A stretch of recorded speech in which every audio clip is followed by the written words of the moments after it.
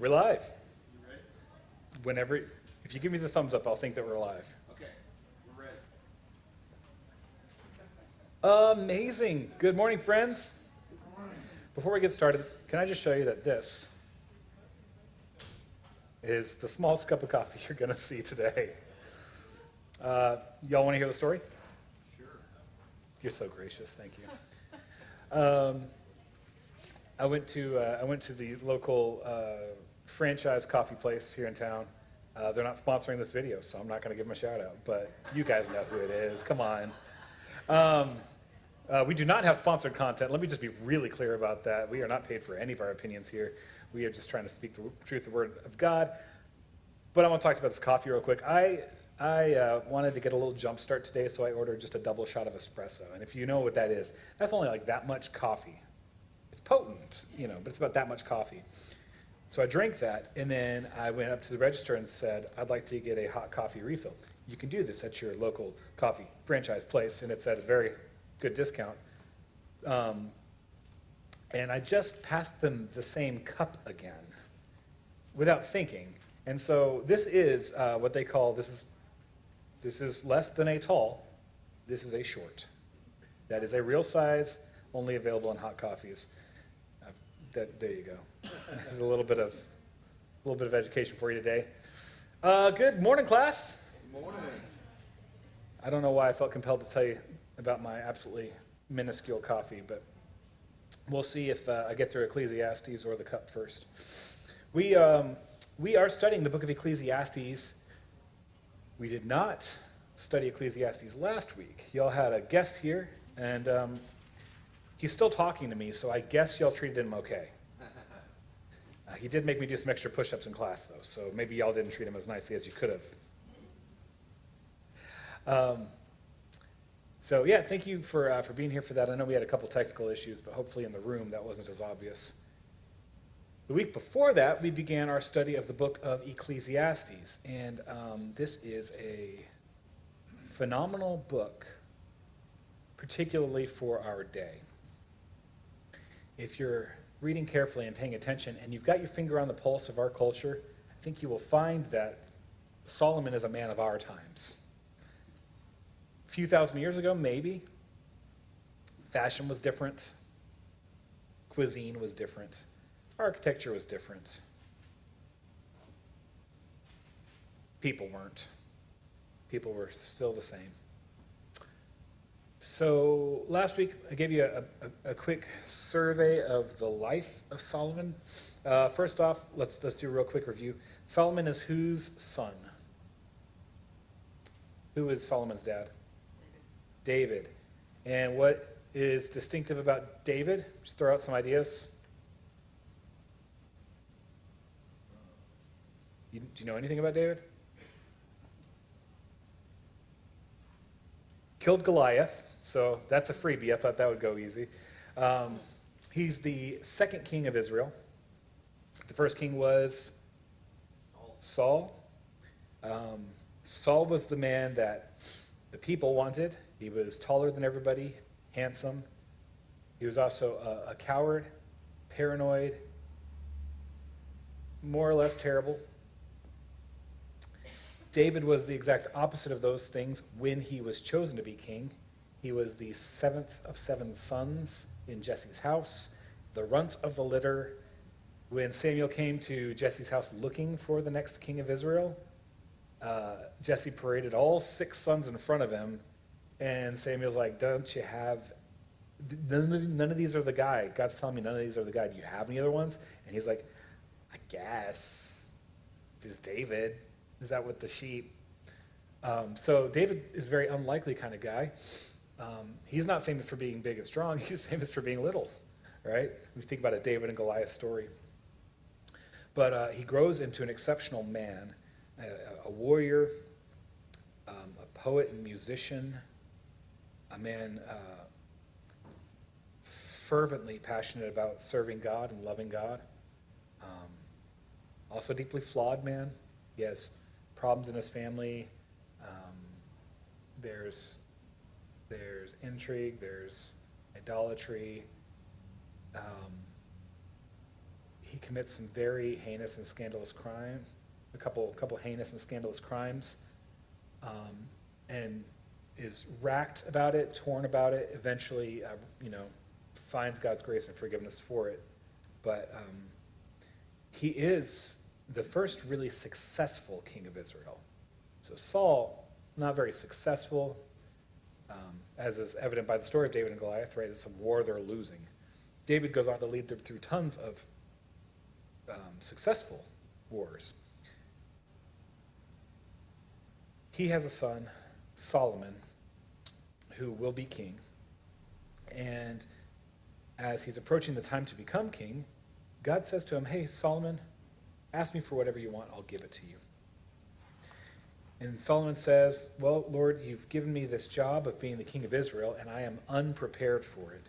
What I need most of all to be a good king is for you to give me wisdom," right?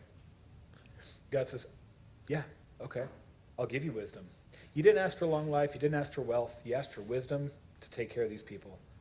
And because that's what you asked, I will also give you a long life. I will also give you wealth." So, the life of Solomon, he is destined to be the wisest man that ever lived. That is a dubious distinction, which we're going to find out about here in our study today, so we'll get there.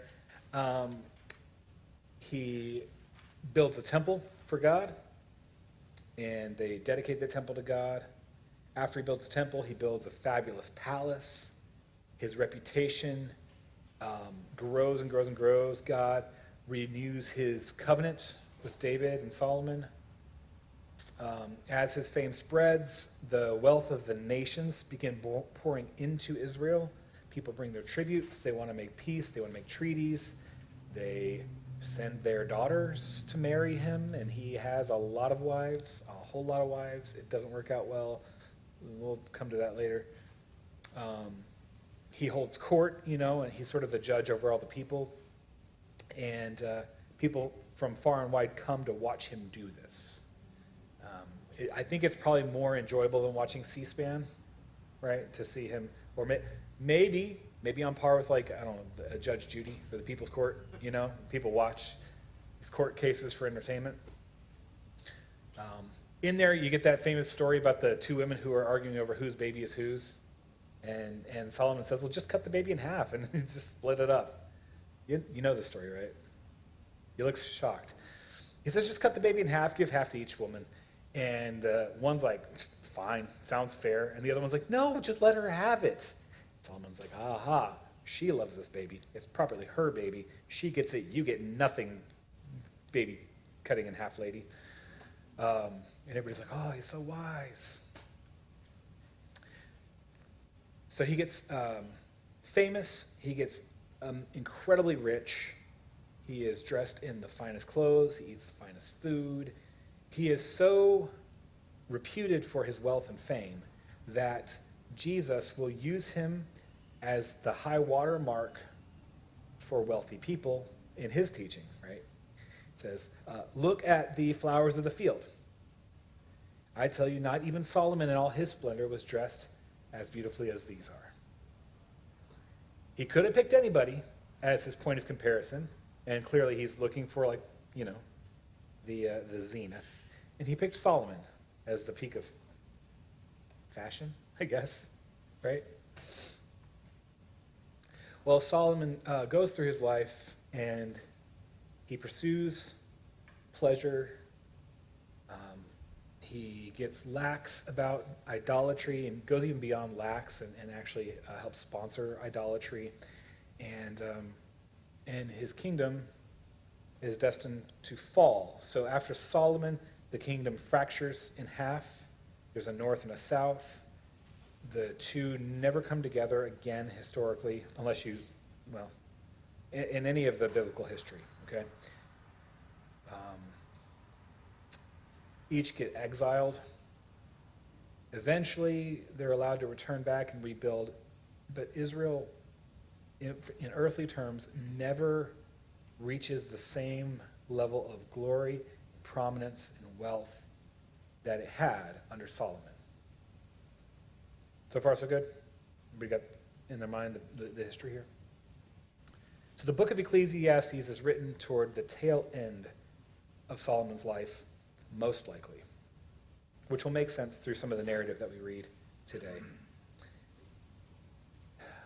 The book of Proverbs is written maybe not entirely, maybe not entirely, but a lot of it contains the wisdom that Solomon recorded to pass on to his son. And it seems like maybe that was written a little bit earlier in life. So he's trying to pour out all the wisdom he can. And if you read through the book of Proverbs, you'll read sometimes in there things that sound, I'm not going to say unchristian, but they maybe are a little less grace-filled than we as Christians like to think about. It's helpful to recognize, I think, that much of what happens in the book of Proverbs, some of it's about you and your relationship to God, but some of it's just about how the world works. You know, he's like, hey, the guy who doesn't work hard doesn't eat. The guy that works hard, the guy that saves, he has something to eat even when times are tough. You know, you get stuff like that in there. But Ecclesiastes probably comes later, when he's not trying to record all of the how the world works, how to be successful in life kind of stuff. He's maybe reached a deeper level of wisdom, and he's trying to communicate something even more profound in Ecclesiastes, I believe, than what you'll find in Proverbs. Both are the Word of God, both should be studied, but we're studying Ecclesiastes today. So, chapter 1, verse 1, well, kind of lays out who it is, but verse 2, he's going to put out a big thesis that he follows up. Vanity of vanities, says the preacher, vanity of vanities, all is vanity. We're off to a flying start, right? It's all meaningless. Last week, I talked to you a little bit about some of the philosophical things in the air that we live in, things that maybe aren't obvious unless you stop to think or listen. Ideas like postmodernism and nihilism, right? Postmodernism is that sort of rejection of what is logical and rational, and ultimately, it often lands in a place of just rejecting the fact that anything is true at all. Right? There's a lot of people that you know today who haven't thought this through deeply, but have bought in, at least in part, to this idea of postmodernism. The idea that truth is whatever you make of it, and you have your truth and I have my truth. That's a postmodern thought. Even, although maybe it seems a little less insidious, some of the messages that you received as a kid were warming you up for this, like, well, you can be anything you want to when you grow up. Historically, throughout time, parents haven't said that to their kids, right? Like in a lot of history, it's like, well, dad's a shoemaker.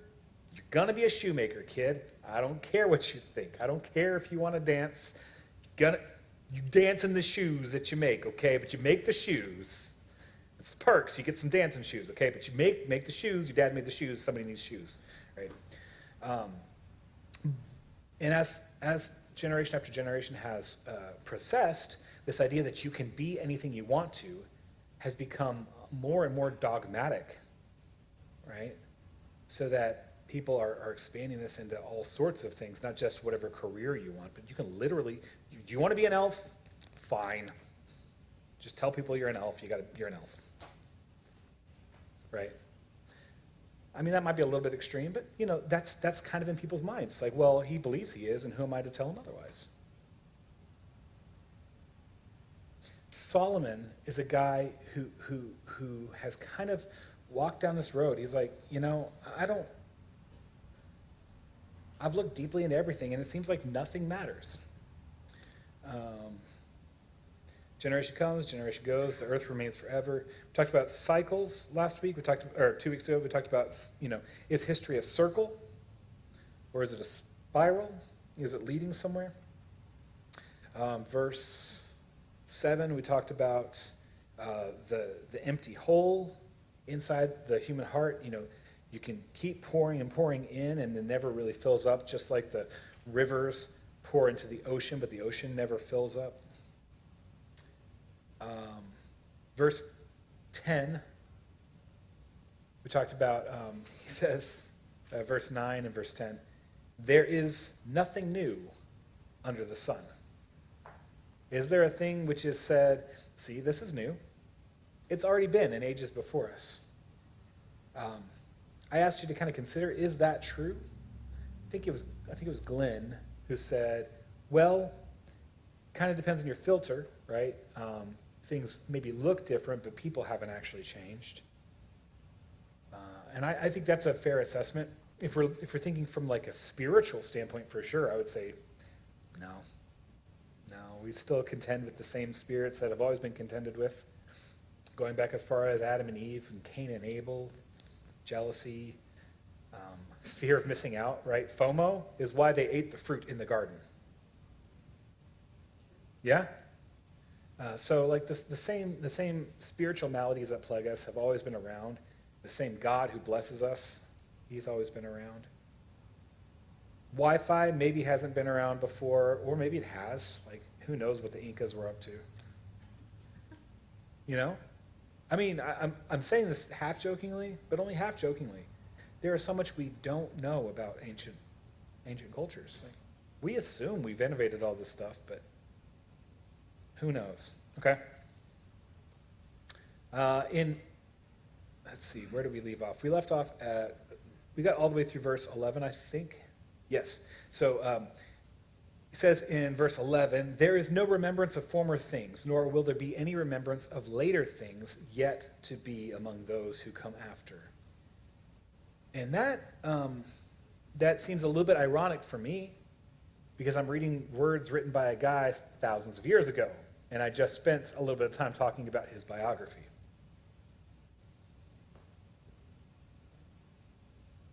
But I don't know him. Yeah, go ahead. But many people have not read it and have forgotten. Sure. So already, if the whole world knew Solomon back then, how many people do today?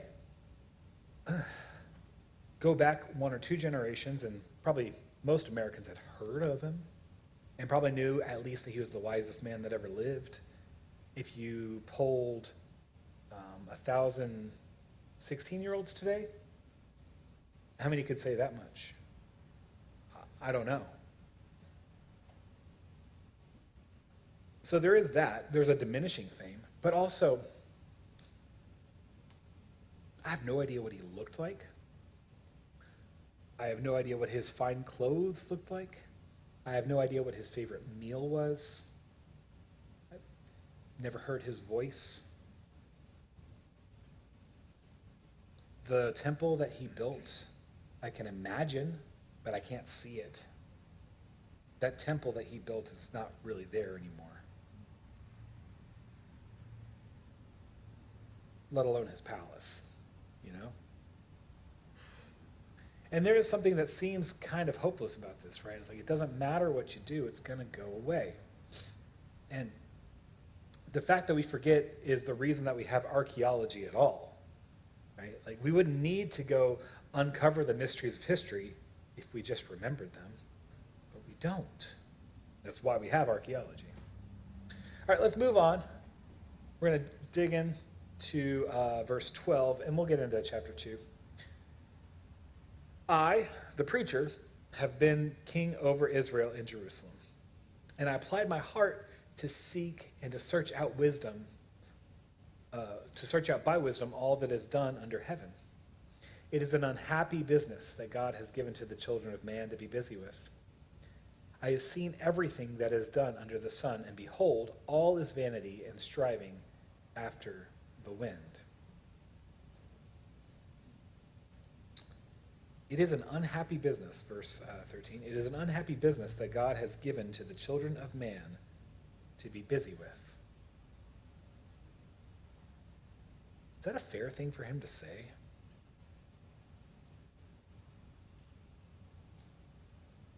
How is it God's fault or problem that people are unhappy?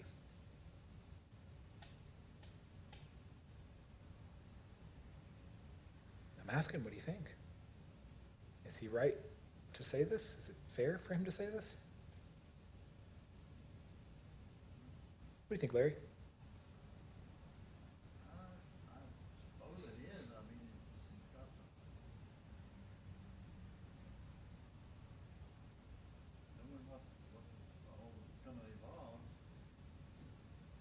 Larry says, if Solomon is the wisest man who ever lived, who am I to contradict him, right?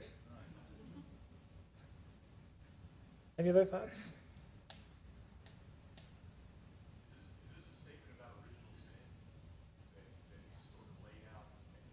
I think it is.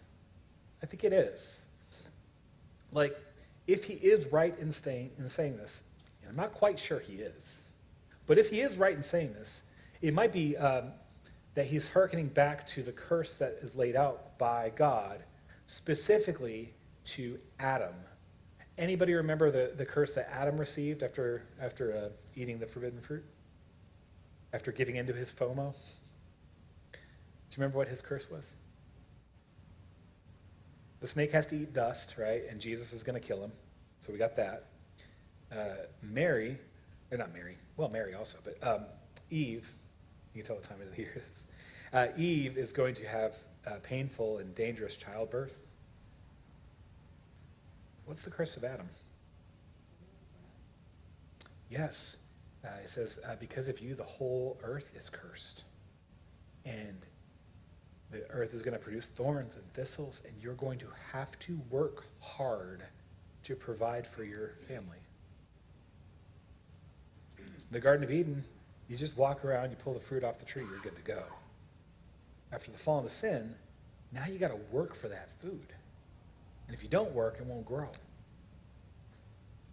And so you could see maybe a case being made by Solomon that says, that hard work is ultimately meaningless. You're going to grow that food, but you're still going to die. We'll pull the ripcord before we get to the end of class today, so we're going to come up out of this. But I just want you, this is where he's at right now, okay? And we'll see why here in a moment. What is crooked cannot be made straight, and what is lacking cannot be counted. What does that mean? It's verse 15. Go ahead and look at it in your own Bible. Think about it for a minute, and somebody interpret that verse for me. What is he saying?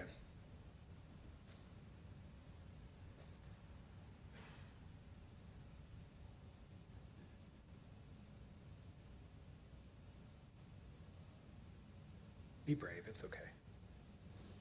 If you say the wrong thing, I'll gently nudge it into being the right thing. It's okay. Don, what do you think it means?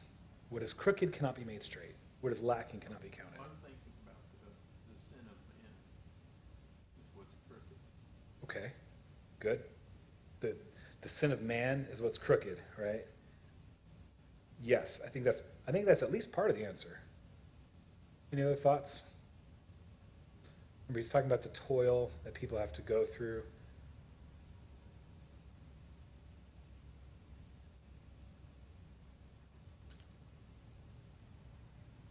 Well, I'll give you my own interpretation of this. Can anybody tell me what utopia is? What is utopia? Paradise, yeah. It's sort of a play on words, right? Because it sounds like, if you were breaking down the parts of it in Greek, it sounds as if you're saying the good place. But the way it's actually spelled by the author who coined the term, which was not Greek, it actually means no place, or a place that can't exist.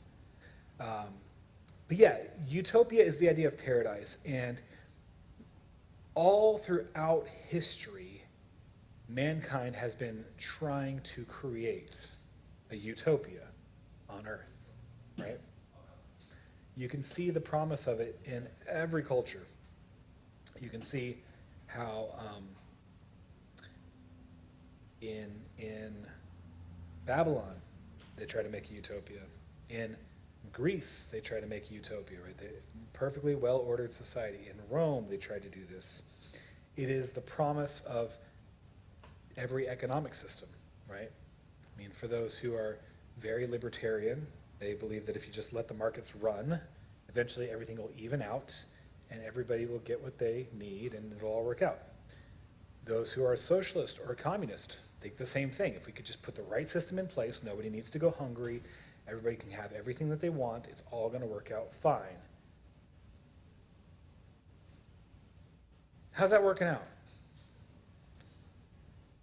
Where have we seen utopia in this world?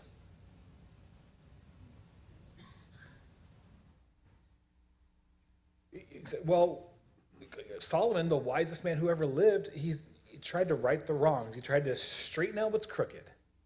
He tried to fill up what's lacking. And you know what he found out? I can't make it straight. I can't even count what's lacking.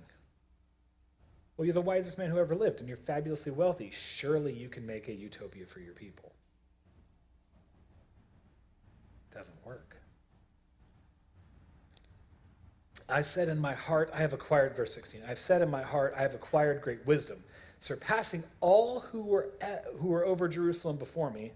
That's not very many people, but that's fine. And my heart has had great experience of wisdom and knowledge, and I applied my heart to know wisdom and to know madness and folly. I perceive that this also is but striving after wind. That term is going to come up quite a bit in the book, striving after the wind, or chasing after the wind, depends on your translation. What does that mean? Chasing after the wind?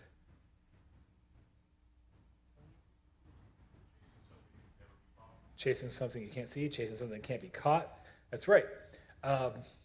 When your dog chases its tail, you might actually catch it. Happens sometimes. But if you chase after the wind, you'll never catch it. Right? And that isn't even a problem of speed. If you're in an airplane and you've got a tailwind, you might go faster than the wind. If you're in a jet, you will go faster than the wind. But you can't catch it. What are you going to do with it? A sail maybe grabs a part of it, but it doesn't chase the wind. It's blown by the wind.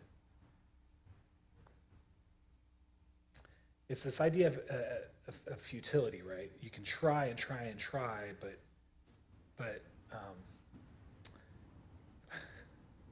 I hear Princess Leia's voice in my head saying, the tighter you close your fist, the more systems will slip through your grasp, right? It's like, it doesn't matter how hard you try, it's going to escape you.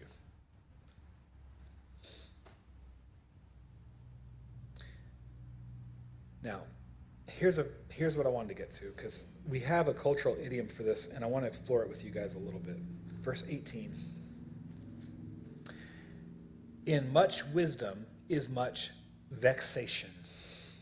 If you're using a different translation, how does it say that? For with much wisdom comes much sorrow. Yeah.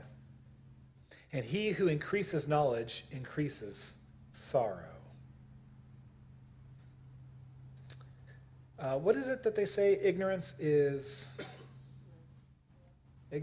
bliss. Is that true? Sometimes.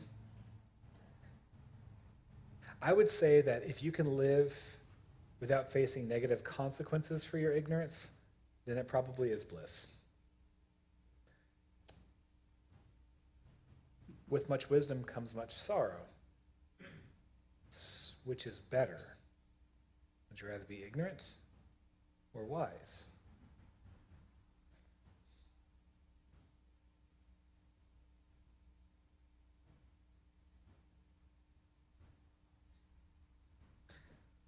This is part of what's rough about growing up, you know? When you're a kid, things are explained to you in pretty simple terms.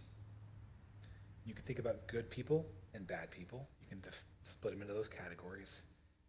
You can think about right, you can think about wrong, and you can split them into those categories, and it's pretty neatly divided.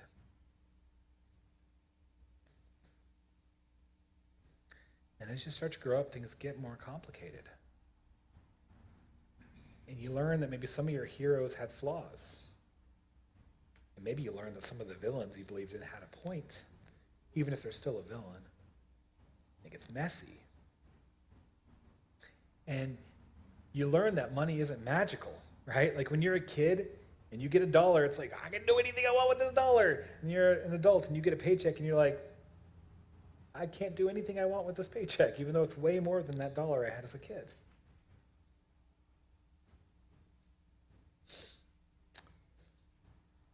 I wonder which one Solomon would prefer. Maybe we'll find out. Let's keep reading. Chapter 2, verse 1. I said in my heart, come now, I will test you with pleasure. Enjoy yourself. Should I let him do it?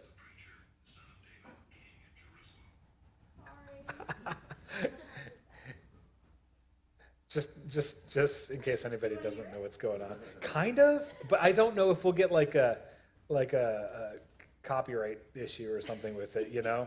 But somebody, I won't name names, but somebody was using their Bible app, and they hit the button that has a guy narrating for you. He's coming for us. So we're starting to hear narration from a guy. Ecclesiastes chapter 1. All right, so chapter 2, verse 1. I said in my heart, come now, I will test you with pleasure. Enjoy yourself. But behold, this was also vanity.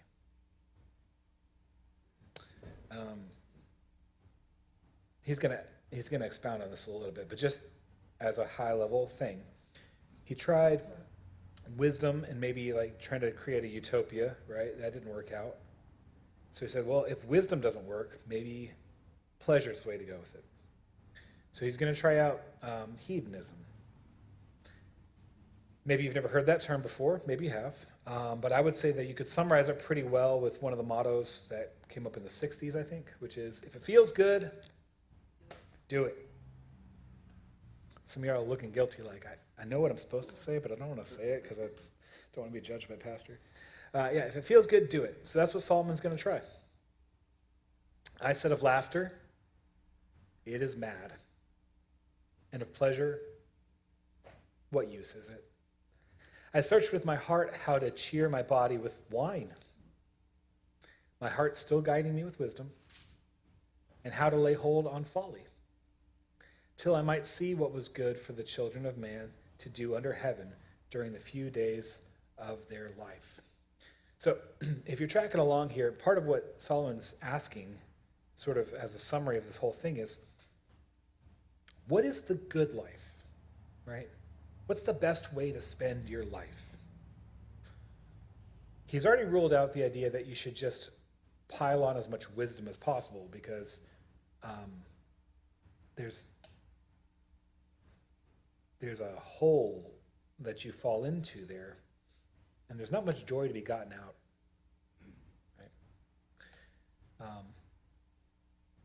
There were a couple other things we probably could have explored there. Like the idea that the more you learn, the more you know you don't know, right? Whenever you get an answer to one question, if you're paying attention, you might have just got 3 new questions. So if wisdom's not where it's at, maybe it's just about extracting every bit of enjoyment you can out of life. Maybe just go crazy. Just whatever you want, you just do that, right? Wine? Yes, please. Pleasures? He's a little vague about what that means, but go for it. Remember, this is the guy with 700 wives and 300 concubines, so draw your own conclusions.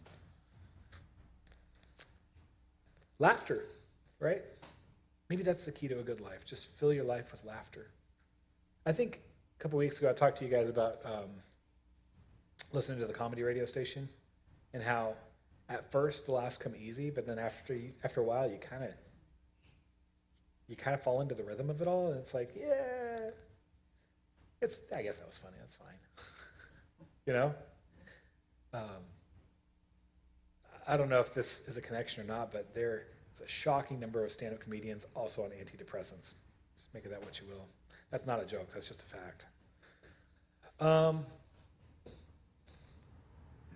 So he's trying to figure out what the good life is. So when you think about hedonism, probably you think about instant gratification, right? Drinking and partying and all that kind of stuff. Prodigal son kind of stuff, you know? But let's go on to verse 4. I made great works. I built houses and planted vineyards for myself. I made myself gardens and parks and planted in them all kinds of fruit trees. I made myself pools from which to water the forests of growing trees. So here we get a picture of an enduring legacy, right? He's planting forests and orchards and gardens. He's building buildings, right? These, sometimes you might think about this as like philanthropic work, you know. There's a number of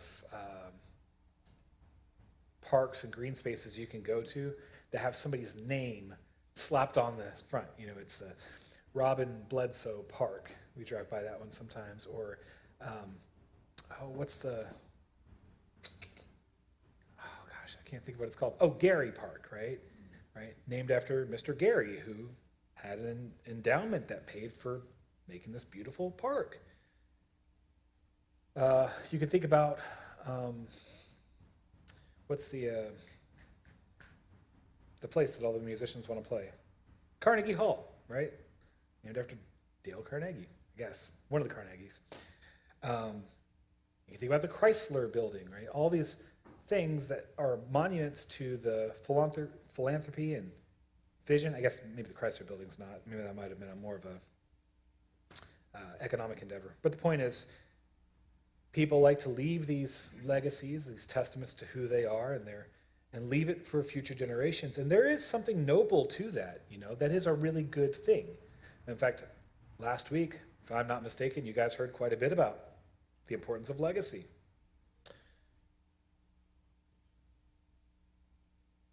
But does that fill the hole in your heart?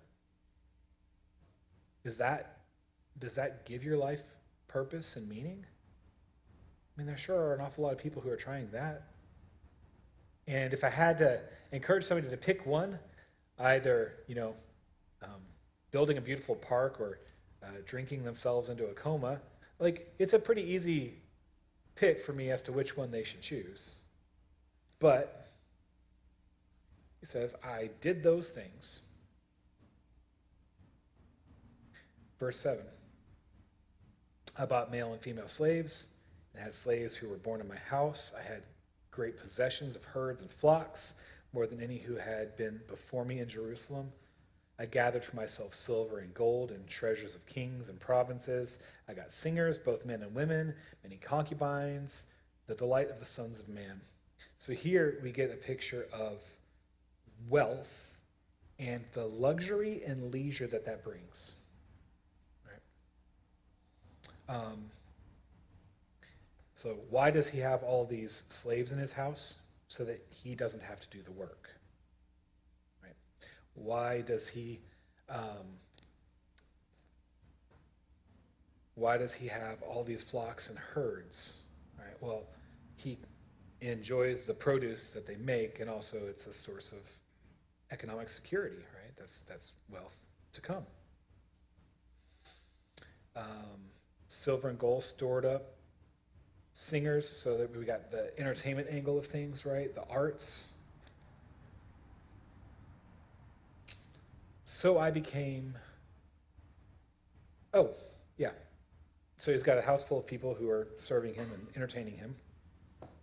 So he never has to work again, right? I don't know, some of y'all are already retired, and some of y'all are maybe picturing what retirement will look like. And I would bet that when many of us conjure to mind what retirement will look like, and then you live a few years and you do it, those two things do not match. Right? How many folks think, well, when I finally retire, I'll have some time to do stuff? Just about, maybe not every, but just about every retired person I know says, I am so busy now. I have so many things to do now. But you could also just imagine that your retirement fantasies come true, right? So you're done working, and now you can go pop up on a Adirondack chair by the beach and just sip coconut water all day long, or your beverage of choice, right? What happens to your body and what happens to your brain if that's what you do all day, every day? Will you feel fulfilled? Will you feel joyful? Maybe the first couple days. It's going to taper off pretty quick. So he tried wealth and leisure and entertainment. Verse 9. So I became great and surpassed all who were before me in Jerusalem. Also, my wisdom remained with me. And whatever my eyes desired, I did not keep from them. I kept my heart from no pleasure, for my heart found pleasure in all my toil, and this was my reward for all my toil. Then I considered all that my hands had done and the toil I had expended in doing it, and behold, worked out great. No, what does it say? Verse 11. And behold, all was vanity and a striving after the wind, and there was nothing to be gained under the sun. Now, I want to keep fact-checking Solomon as we go through this book, right? Because he's saying a lot of stuff. What do you mean there's nothing to be gained? He listed all the things he gained. What are some of the things he gained? Just shout them out. Wealth, okay? So like gold. What else? What did he gain? Pleasure. Good. Herds. Right? Servants. Power. Gardens. Fame. So he gained all of that stuff. How can he say there's nothing to be gained when he gained all that stuff? What does he mean there's nothing to be gained?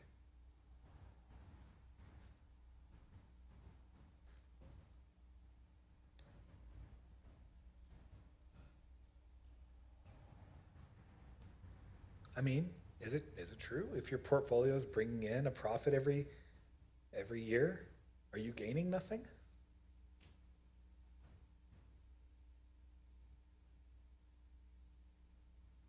It helped the soul. Okay, now we're getting somewhere. He's trying all these things because he's trying to figure out what life is about. And although he gained all that stuff, objectively, subjectively, it didn't get him any closer to where he was trying to go.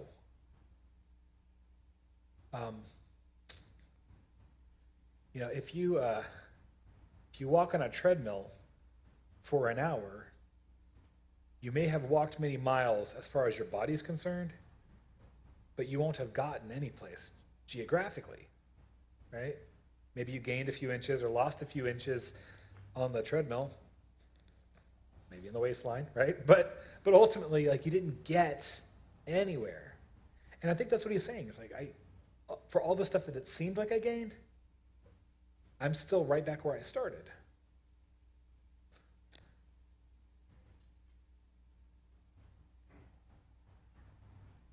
So I turn to consider wisdom and madness and folly.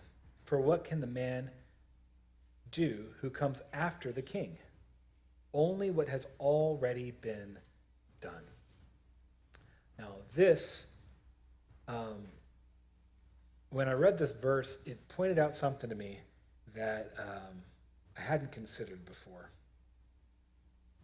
But I think it's worth thinking about. God's promise to Solomon is that he would be the wisest man who ever lived. Right? Remember that? So, what does that mean about his son? By definition, his son will be less wise than he is.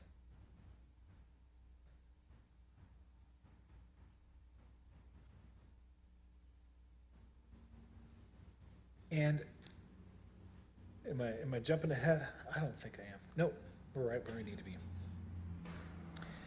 Name a great king from history. Just throw one out. Brett? No. Who? Brett King. Oh, very nice. Very nice. And name a great king. Or queen. I don't care. Victoria.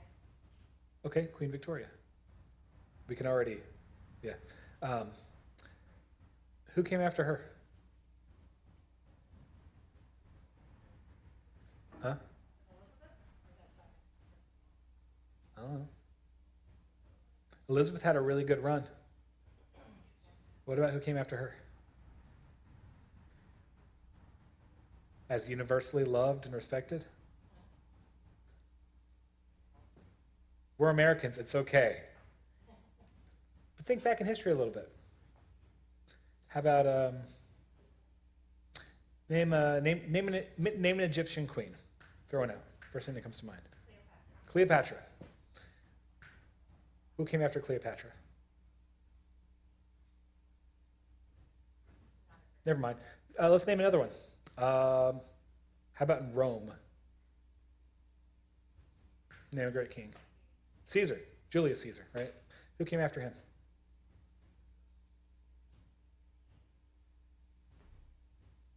Okay, fine. How about, well, that's probably enough examples to make the point here. Oh, how about in Mongolia? Most famous Mongolian you can think of. Ready to go. Genghis Khan. Who is his son? Yep, exactly. Now, Kublai Khan was his grandson, so you might have heard of him. And then who is his son? You don't know. This is the way of the world, guys. As soon as you think of the greatest king of a place and a time, you've already said the guy that comes after is not as great. You've got Eric the Red and Leif Erikson, and then after that, I don't know. Who came after Leif Erikson? You don't know. And that's what Solomon's kind of realizing about himself. It's like, okay, I've done everything. What's my kid gonna do? Maybe the stuff I've already done. And here's the sad truth. He might try to do something greater, but he won't have the wisdom to pull it off. And how's that going to work out? All right.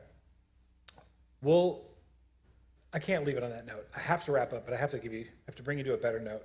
I'll give you a preview of what's coming ahead, okay? All of the stuff that Solomon is struggling with and moaning is everything that he sees under the sun.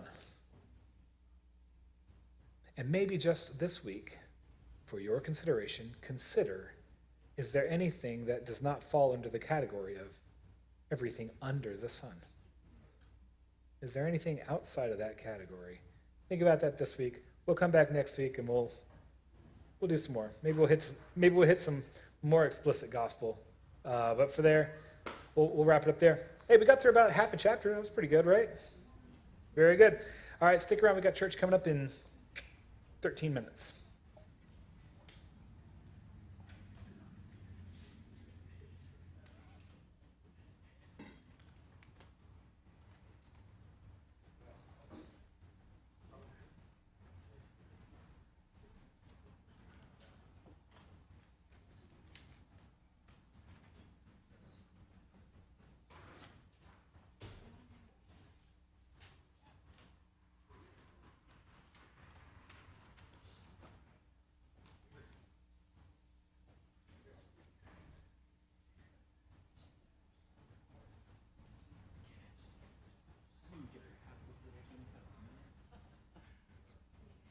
Everybody was very reserved today. I'm sorry?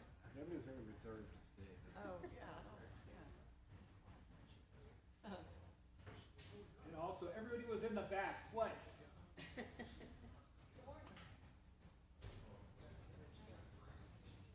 still couldn't help it, I had to yell.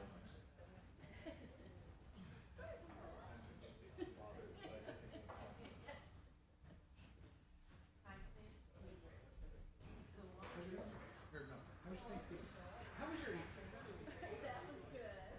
How was your Thanksgiving? So pretty good.